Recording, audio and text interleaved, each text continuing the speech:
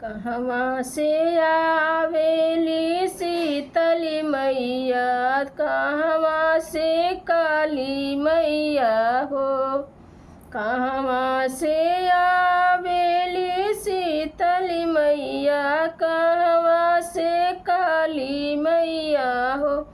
सखी कहवा से आवेली भवानी, देखत नीक लागेला हो। सखी कहवा से आवेली भवानी, देखत नीक लागेला हो। पूर्व से आवेली शीतली मैया, दक्षिण से काली मैया हो।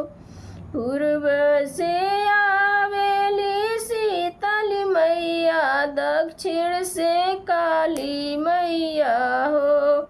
सखी पश्चिम से आवेली भवानी, देखत नीक लागेला हो।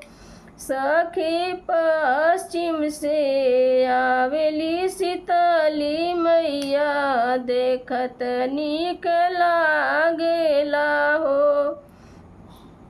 कौन माँ से आवेली शीतली मैया, कौन माँ से काली मैया हो। कौन माँ से आवेली शीतली मैया, कौन माँ से काली मैया हो।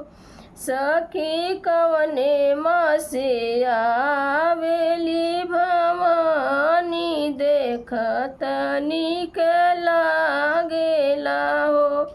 सखी कौन माँ से आवेली भवानी, देखत नीक लागेला हो।